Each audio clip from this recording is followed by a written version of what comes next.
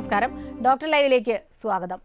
ശബ്ദമലിനീകരണം വളരെ ഗുരുതരമായ ആരോഗ്യ പ്രശ്നങ്ങൾ ഉണ്ടാക്കുന്നുവെന്നാണ് വിദഗ്ധരുടെ കണ്ടെത്തൽ.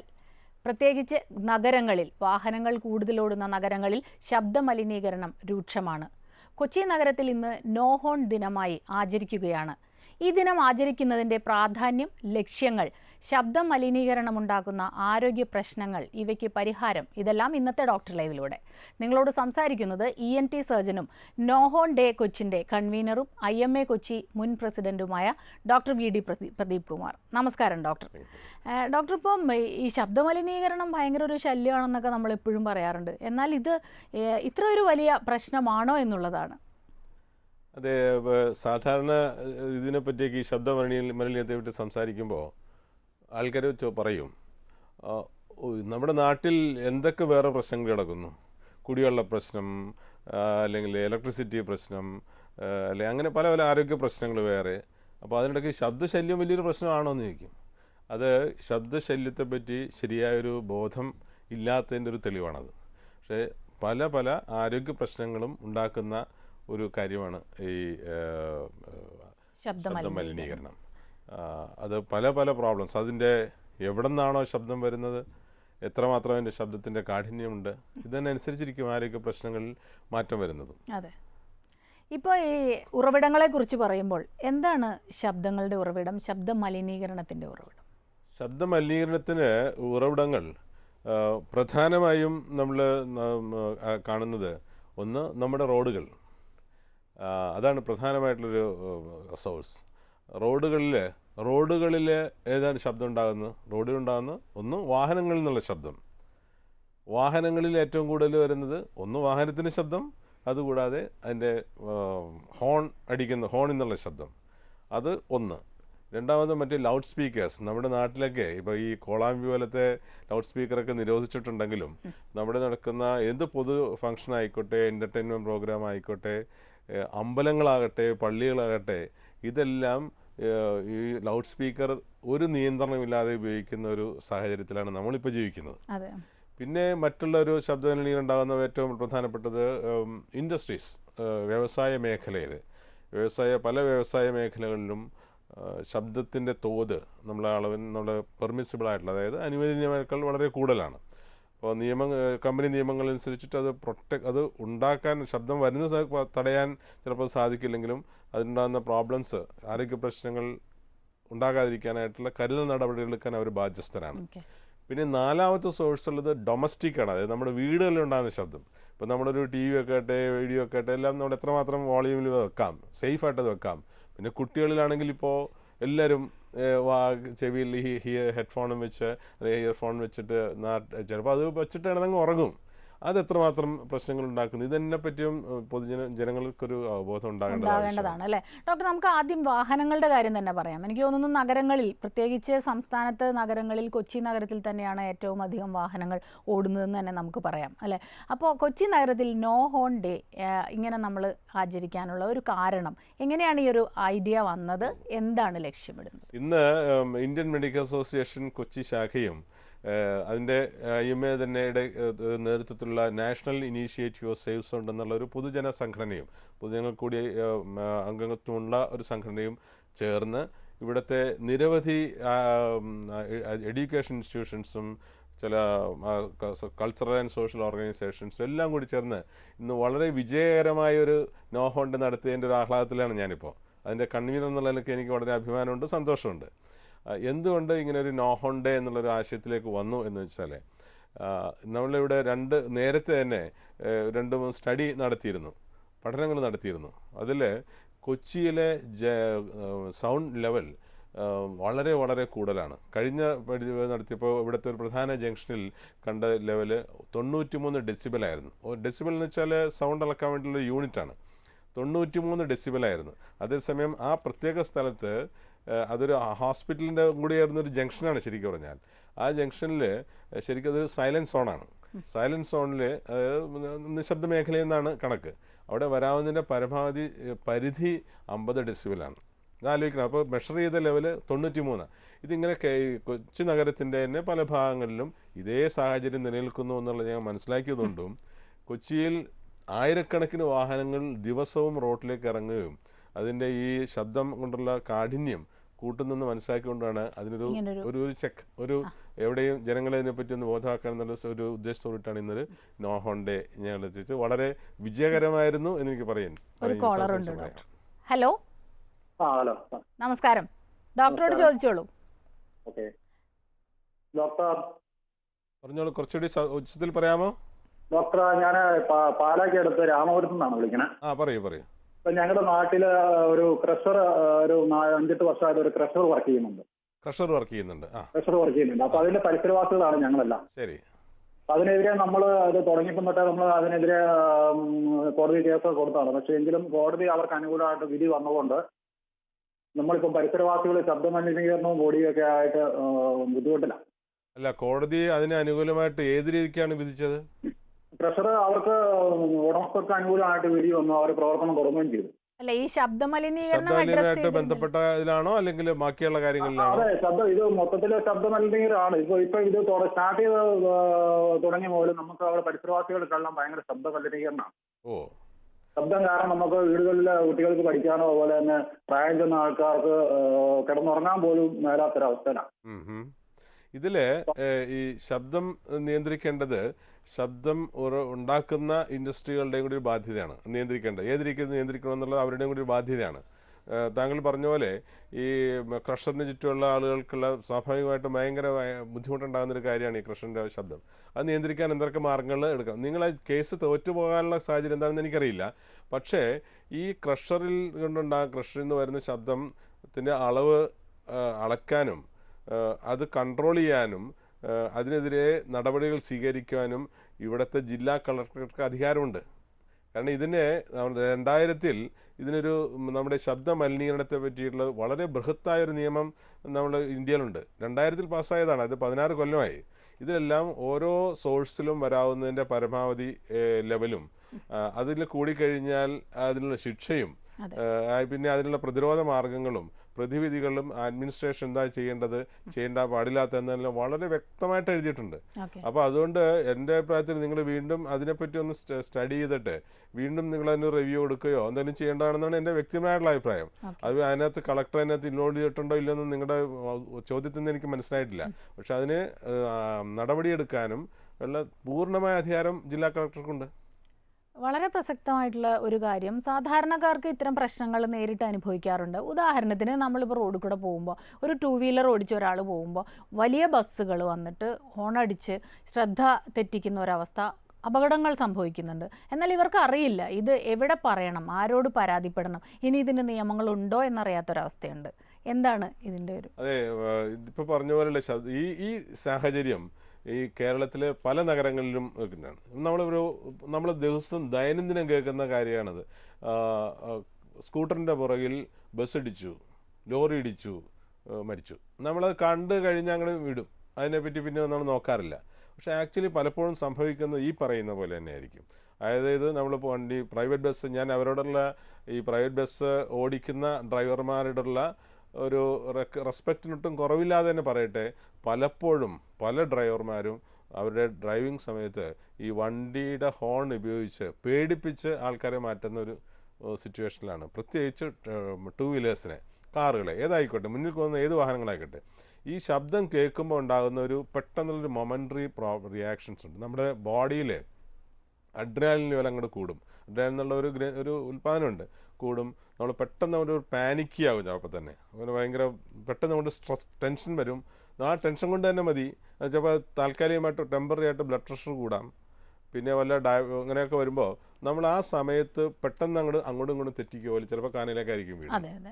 അപ്പോൾ വണ്ടി നമ്മൾ ഇതേ സാഹചര്യം പ്രൈവറ്റ് ബസ് ഡ്രൈവർമാരോട് സംസാരിച്ച് ഞങ്ങൾ പല ഇൻട്രാക്ഷൻസും നടത്തിയിട്ടുണ്ട്.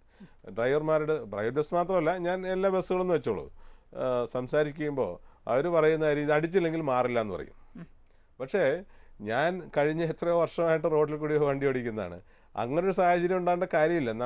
നമ്മളങ്ങനെ വണ്ടി അടിച്ചടിച്ച് ബാക്കിയുള്ളവർക്ക് ശല്യപ്പെടുണ്ടാക്കിക്കൊണ്ട് മുന്നോട്ട് പോകുന്നതുകൊണ്ട് നമ്മൾ പ്രത്യേകിച്ച് ഒരു 1/2 മിനിറ്റിൽ കൂടുതൽ സേവ് ചെയ്യാൻ സാധ്യതയില്ല. ഡോക്ടർ, ഇതിന്റെ നിയമവശങ്ങളെ കുറിച്ച് പറയുന്നതിന് മുമ്പ് ഒരു കോളറുണ്ട്. ഹലോ, നമസ്കാരം. ചോദിച്ചോളൂ ഡോക്ടറോട്. ഹലോ പറഞ്ഞോളൂ പറഞ്ഞോളൂ.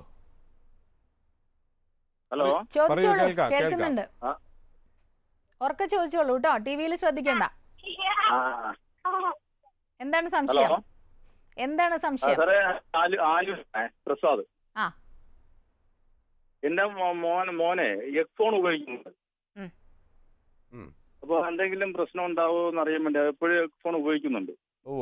ഇത് നമ്മളിപ്പോൾ ഉള്ള കുട്ടികളിൽ ഒരു ട്രെൻഡാണല്ലോ ഈ ഹെഡ്ഫോണും ഇയർഫോൺ ഉപയോഗിക്കുന്നത്. നമ്മൾ ഇതിനെല്ലാത്തിനും ഒരു പരിധി വേണം. അതായത് ഹെഡ്ഫോണും ഇയർഫോണും ഉപയോഗിക്കുകയാണെങ്കിൽ മാക്സിമം അതിന് ഏറ്റവും ലോ വോളിയൂമിൽ വെക്കണം. പിന്നെ നമ്മൾ കേൾക്കുന്നതിനൊരു നിയന്ത്രണം ഏർപ്പെടണം. സമയം ഇത് രണ്ടും ഹൈ വോളിയൂം ആകുകയും ഈ കേൾക്കുന്ന പീരീഡിന് ഒരു നിയന്ത്രണം ഇല്ലാതെ വരുമ്പോൾ ഓവർ ദി ഇയേഴ്സ് കുറേ വർഷങ്ങൾ ഇങ്ങനെ ഉപയോഗിച്ച് വെച്ചാൽ സ്വാഭാവികമായിട്ടും നാച്ചുറലായിട്ടും തന്നെ അതിൻ്റെ ഹിയറിങ് കുറയും എന്നുള്ള കാര്യത്തിൽ യാതൊരു സംശയമില്ല. ഇപ്പം നമ്മളിപ്പോഴുള്ള കുട്ടികളൊക്കെ ആണെങ്കിൽ പലപ്പോഴും ഇയർഫോൺ വെച്ചിട്ട് പാട്ടും കേട്ട് നല്ല വോളിയം വെച്ച് അങ്ങനെ ഉറങ്ങിപ്പോവും. ഇത് നമ്മളൊന്നും അറിയുന്നില്ല. പക്ഷേ ഇതൊക്കെ വളരെ ശ്രദ്ധിക്കേണ്ട കാര്യങ്ങളാണ്. നിങ്ങൾ മാതാപിതാക്കൾ ശ്രദ്ധിക്കേണ്ട കാര്യമാണ്. വളരെ നിസ്സാരമായിട്ട് തള്ളിക്കളയാവുന്നൊരു കാര്യങ്ങളല്ല അത്. അതിൻ്റെ ഹിയറിങ്ങിനെ, കേൾവിയെ സാരമായി ബാധിക്കാവുന്നതാണ്. അത് ഒരു ദിവസമോ 2 ദിവസം കൊണ്ടൊന്നുമല്ല, മാസങ്ങളോ വർഷങ്ങളോ കൊണ്ടായിരിക്കും സംഭവിക്കുക. പക്ഷേ അങ്ങനെ ദൗർഭാഗ്യവശാൽ അങ്ങനെ സംഭവിച്ചു കഴിഞ്ഞാൽ അതിന് ചികിത്സ ഇല്ല എന്നുള്ളതാണ് വേറൊരു കഷ്ടം. അത് ചികിത്സ നോക്കി ഇനിയിപ്പോൾ ഞാൻ ഒരു കുട്ടി ഇങ്ങനെ 10-12 വർഷമൊക്കെ ഇങ്ങനെ ഹെഡ്ഫോൺ ഉപയോഗിച്ച് ഹൈ വോളിയൂമിൽ കേട്ട് നമ്മളൊരു 12 വയസ്സും കഴിയുമ്പോഴൊക്കെ ആണെങ്കിൽ നമ്മൾ ഹിയറിംഗ് ലെവൽ കുറഞ്ഞായിട്ട് കണ്ടാൽ നമുക്ക് ചികിത്സിച്ച് ഭേദമാക്കാനൊന്നും പറ്റില്ല. അതാണ് അതിൻ്റെ ഏറ്റവും വലിയ സങ്കടം.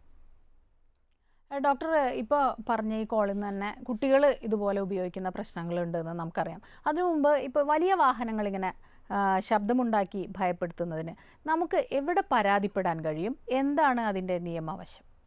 അല്ല, അത് ഒരു ആസ്പെക്റ്റ് പരാതിപ്പെടുന്നത്. അതിന് മുമ്പായിട്ട് ഞാൻ ഒരു കാര്യം കൂടി ഞാൻ അതിൽ പറയാം.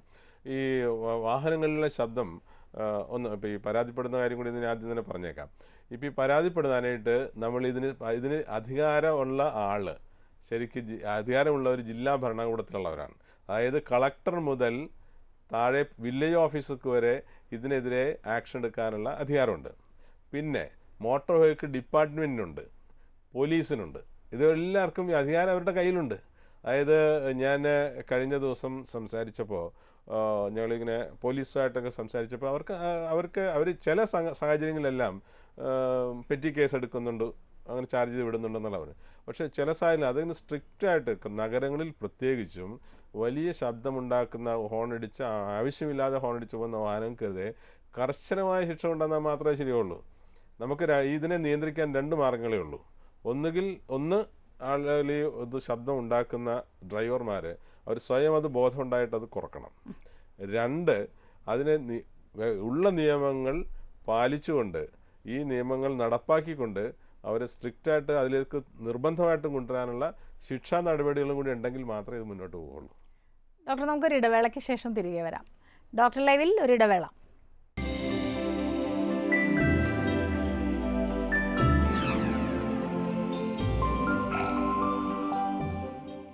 ഡോക്ടർ ലൈവ് തുടരുന്നു.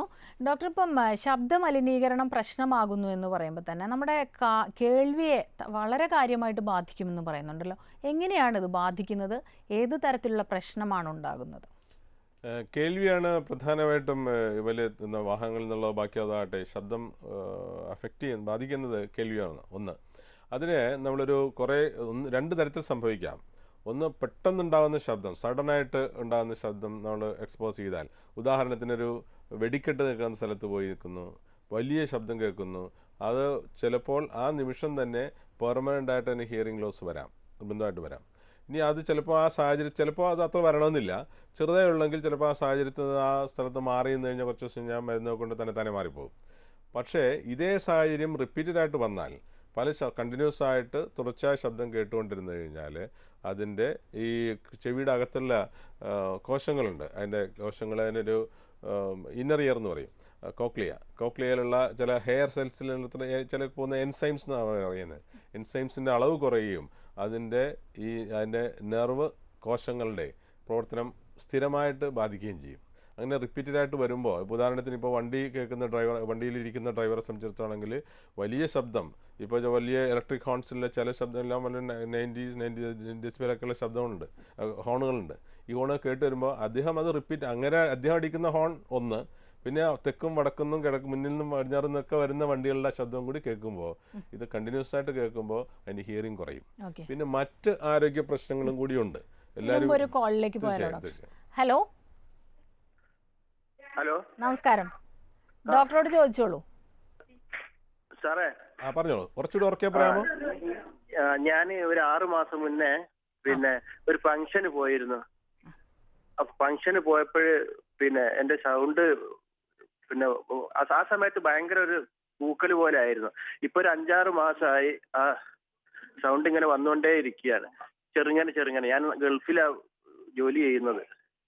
അല്ല, ഫംഗ്ഷന് പോയപ്പോ വലിയ ശബ്ദമുള്ള സ്ഥലത്തുള്ള ഫംഗ്ഷന് പോയതാണോ?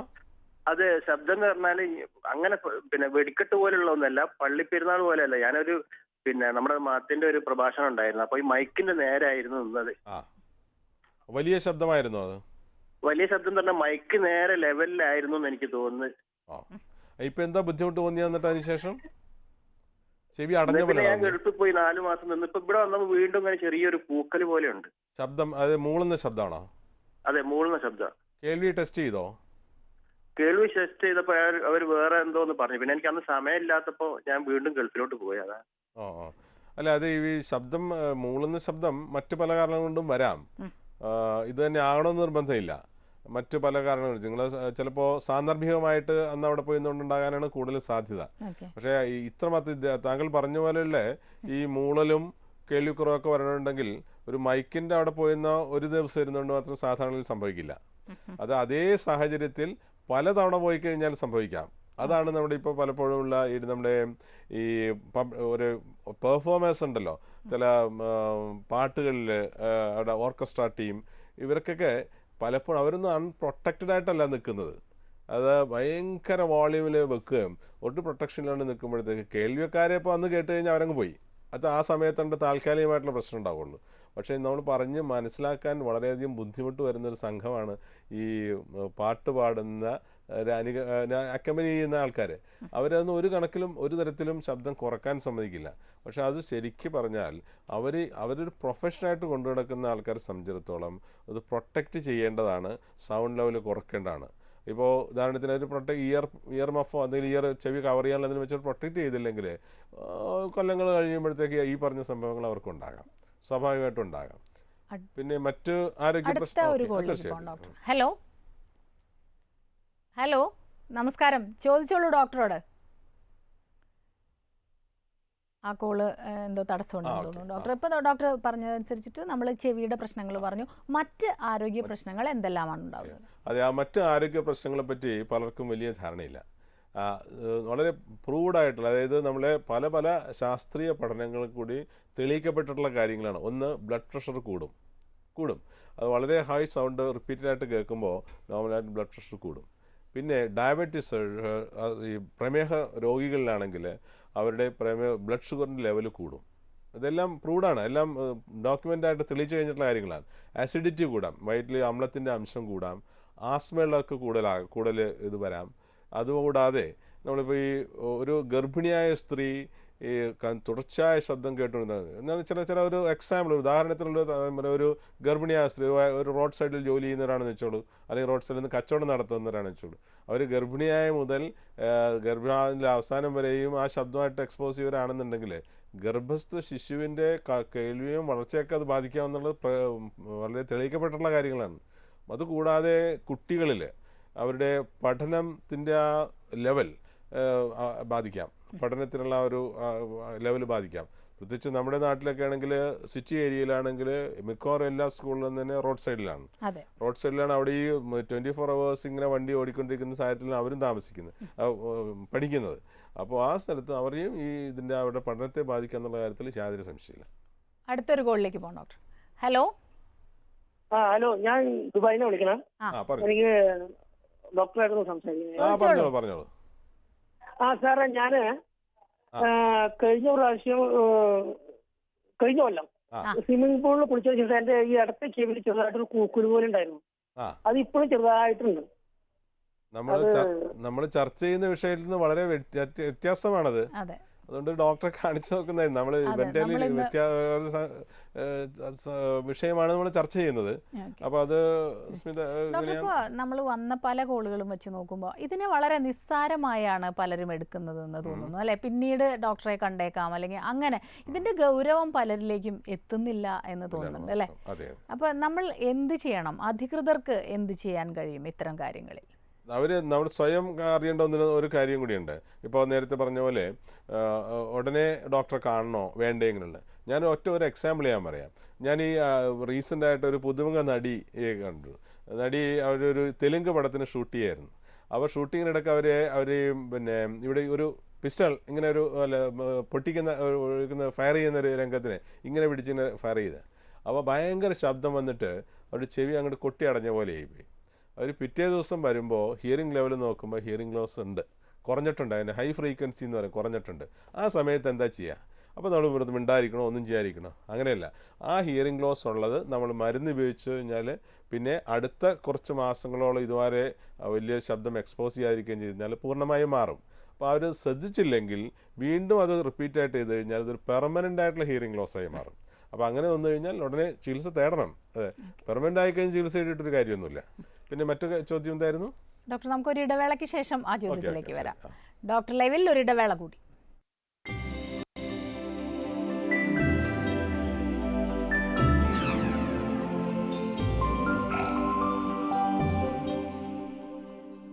ഡോക്ടർ ലൈവ് തുടരുന്നു. ഡോക്ടർ, നമ്മുടെ ഒരു കോളർ വെയിറ്റ് ചെയ്യുന്നുണ്ട്. ഹലോ ഹലോ നമസ്കാരം ഡോക്ടർ. ഞാൻ മുഹമ്മദ് ഇസ്മായിൽ, ആലപ്പുഴയിൽ നിന്ന് വിളിക്കുക. എനിക്ക് വളരെക്കാലം വർഷം ഞാൻ ഒരു മുസ്ലിം ഏരിയയിലാണ് താമസിക്കുന്നത്. ഈ പള്ളിയിൽ നിന്നും അതിന്റെ അടുത്തൊരു അമ്പലമാണ് നമ്മുടെ പ്രധാന പ്രശ്നം. ഒന്നുകൂടി ഉറക്കെ പറയോ? പള്ളികളിൽ അമ്പലങ്ങളിലുള്ള മൈക്കിന്റെ പ്രശ്നം വരുന്നത്. ഇത് കേട്ട് വരുമ്പോ കുറച്ചുകാലം ചെവി ഈ ഒരു സൈഡ് കാണത്തില്ല, ഒരു സൈഡ് കേൾക്കത്തില്ല, ഒരു സൈഡ് കേൾക്കാവുന്നതാണ്. ഇപ്പൊ അമ്പലങ്ങൾ ഉത്സവമാണ്. ഇപ്പം മുഹമ്മദ് നബിയുടെ ലൈഫ് 15 ദിവസം കണ്ട് മൈക്ക്, അതൊന്നും മുഹമ്മദ് നബി പറഞ്ഞിട്ടുള്ള കാര്യങ്ങളല്ല. അധികൃതരോടൊക്കെ പറഞ്ഞിട്ടും അവരും ഒരു രക്ഷയില്ല. അവര് പറഞ്ഞു ഞങ്ങൾക്ക് എന്ത് ചെയ്യാൻ പറ്റും, മതപരമായ കാര്യങ്ങളല്ലേ എന്നുള്ളത്. 4 പള്ളിയുടെ ഇടയിലാണ് ഞാൻ താമസിക്കുന്നത്. വളരെ പ്രസക്തമായിട്ടുള്ള ഒരു ചോദ്യമാണ്. അതെ അതെ, വളരെ വളരെ പ്രസക്തമായിട്ടുള്ളൊരു ചോദ്യമാണ്. താങ്കൾ പറഞ്ഞ പോലെ മതവും ലൗഡ് സ്പീക്കറായിട്ട് യാതൊരു ബന്ധമില്ല, ഒരു ബന്ധമില്ല. ഉദാഹരണത്തിന് ഇപ്പോൾ താങ്കളുടെ പേര് പറഞ്ഞ മുഹമ്മദ് എന്നാണ് പറഞ്ഞേ? പേരെന്താ പറഞ്ഞേ? ഓക്കെ. ഞങ്ങൾക്ക് ഈ കഴിഞ്ഞ ഒരു മാസങ്ങൾക്ക് മുമ്പ് നമ്മുടെ ഇന്ത്യൻ മെഡിക്കൽ അസോസിയേഷനിൽ തന്നെ ഇതേ പ്രശ്നം ചർച്ച ചെയ്യാനായിട്ടൊരു മീറ്റിംഗ് ഞങ്ങൾ വിളിച്ചു കൂട്ടിയിരുന്നു. അന്ന് ക്രിസ്ത്യൻ ബിഷപ്പുമാർ, മുസ്ലിം ദേവാലയങ്ങളിലെ വലിയ ടോപ്പായിട്ടുള്ള കുറേ പേര്, അമ്പലങ്ങളിലെ നടത്തിപ്പുകാർ എല്ലാം കൂടി വന്ന് വളരെ ഗൗരവമായ ചർച്ചകളായിരുന്നു. അപ്പോൾ അദ്ദേഹം ഇപ്പോൾ പറഞ്ഞതുപോലെ മുസ്ലിം പള്ളിയിൽ നിന്ന് അവരുടെ മതപരമായിട്ടുള്ള പ്രഭാഷണങ്ങൾ വരുമ്പോൾ നിൽക്കാൻ പറ്റില്ല എന്ന് പറയും. അപ്പോൾ അന്ന് ഇവിടുത്തെ എറണാകുളത്തെ ഏറ്റവും പ്രസിദ്ധമായ ഒരു മുസ്ലിം ദേവാലയത്തിൻ്റെ ഏറ്റവും തലപ്പത്തുള്ള അദ്ദേഹം പറയുമായിരുന്നു, ഈ ഖുറാനിലോ എവിടെയും ഈ മതത്തെപ്പറ്റി പറയുന്ന ലൗഡ് സ്പീക്കർ വേണമെന്ന് പറയുന്നുണ്ടോ? ലൗഡ് സ്പീക്കർ അദ്ദേഹം പറയുന്നത്, അദ്ദേഹം അന്ന് പറഞ്ഞത് നബി തന്നെ ഏതോ അതിൻ്റെ ശിഷ്യനോട് പറഞ്ഞു അത്രേ, നീ ഉറക്കെ ശബ്ദം കുറച്ച് സംസാരിക്കുമെന്ന്. അതായത് ശബ്ദത്തിന് ഇവിടെ എത്രയോ നൂറ്റാണ്ടുകളായിട്ട് മതം ഇവിടെയുണ്ട്. ലൗഡ് സ്പീക്കർ വന്നിട്ട് എത്ര കാലമായി? അപ്പോൾ മതവും ഇതുമായിട്ട് കൂട്ടിക്കിടക്കേണ്ട കാര്യമില്ല.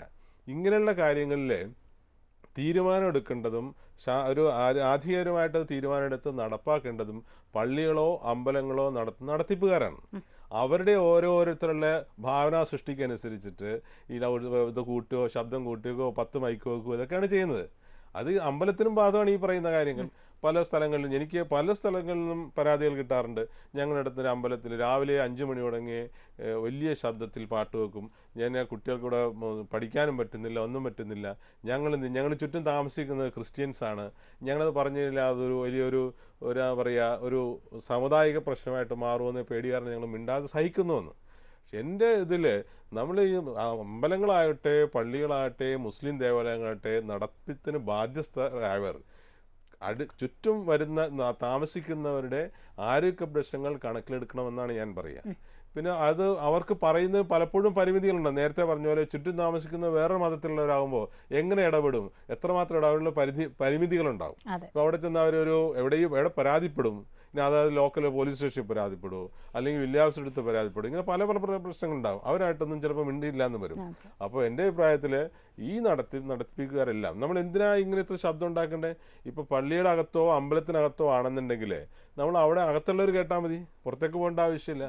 ഏറ്റവും ഞാൻ മനസ്സിലാക്കിയിടത്തോളം കേരളത്തിലെ ഏറ്റവും പ്രസിദ്ധമായ ശ്രീ പത്മനാഭസ്വാമി ക്ഷേത്രം വലിയ ക്ഷേത്രമാണ്. അവിടെ ഒറ്റ മൈക്കോലും ഇല്ലെന്നാണ് ഞാൻ മനസ്സിലാക്കിയേക്കണത്.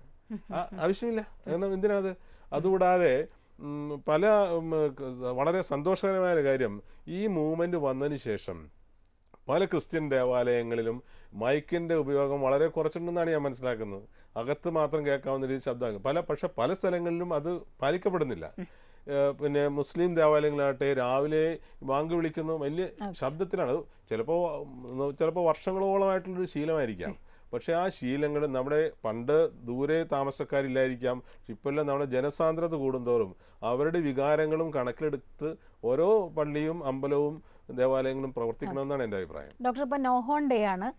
ഇന്നത്തെ പ്രവർത്തനങ്ങളെക്കുറിച്ച് ചുരുക്കി വളരെ ചുരുങ്ങിയ വാക്കുകളിൽ പറഞ്ഞ് നമുക്ക് അവസാനിപ്പിക്കാം. ഇന്ന് വളരെ വളരെ വളരെ വിജയകരമായൊരു നോഹോൺ ഡേ ഇന്ന് ഞാൻ കൊച്ചിയിൽ നടത്തി. വളരെ വിജയകരമായിരുന്നു.